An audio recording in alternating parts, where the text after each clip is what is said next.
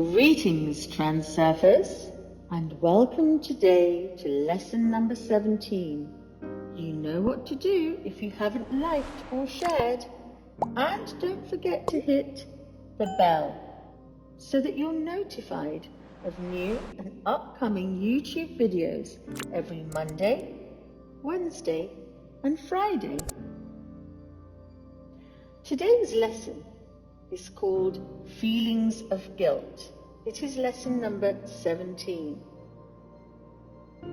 Did you know that having a sense of guilt always seems to generate some sort of scenario related to feeling being punished or not good enough, without you sometimes even realizing it?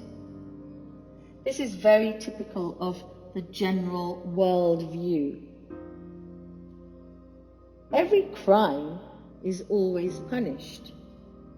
But as soon as you notice a slight trace of guilt, however big or however small, why don't you try getting rid of that rubbish in your mind straight away?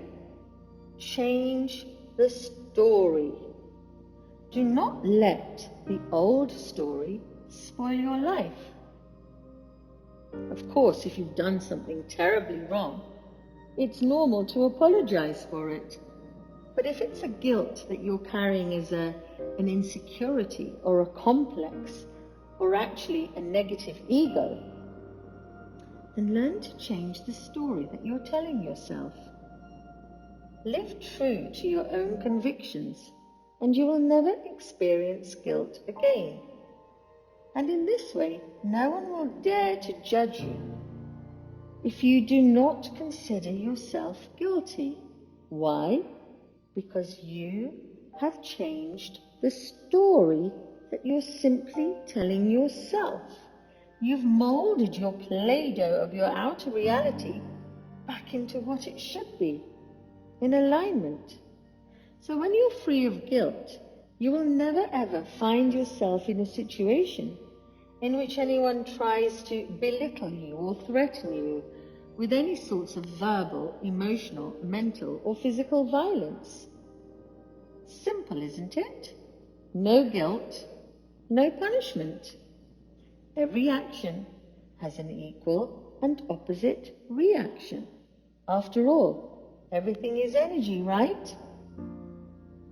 And so if you're struggling to shift a guilty complex that you're carrying on your shoulders, it is first paramount and important to stop justifying yourself. This is one of those cases where treating the symptoms of the disease successfully deals with the cause. You do not have to convince yourself that you are obligated to anyone. Why? Simply start observing yourself. Observe yourself with everyday actions and reactions and responses. This does require a certain level of awareness. Just notice yourself. Notice what you notice. Become awake, become aware of yourself even more, how you're answering to people, places, situations. So if previously you had a habit for apologizing for the slightest thing, and it became a habit to constantly say, "Oh, I'm sorry," why don't you become aware of that and adopt a different habit? For example, if you're late somewhere, instead of saying, "I'm sorry I'm late," you can say, "Oh, thank you for waiting for me. How kind of you."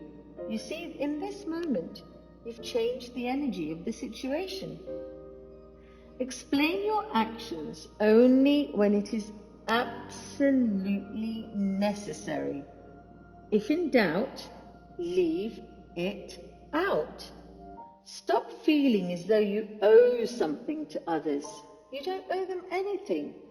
Even if the feeling of being obligated continues, do not show it outwardly. When they stop getting this continuous former knee-jerk reaction from you, the person who was manipulating you will gradually back off. The narcissist certainly will. And at the same time, the heart and the mind will start to gradually get used to this new sensation of being more in alignment. If you are not trying to justify yourself, then things are obviously as they should be, because you're aligned, and so your guilt simply cannot exist in this reality. As a result, the need for redemption will appear less and less and less often. Therefore, via the feedback chain, the outer form will gradually tidy up the inner content. Why? Because they are also in alignment. Then the feeling of guilt will disappear with it, and so will all its associated problems. So I invite you, check in with yourself. Am I awake? Am I aware? See you soon.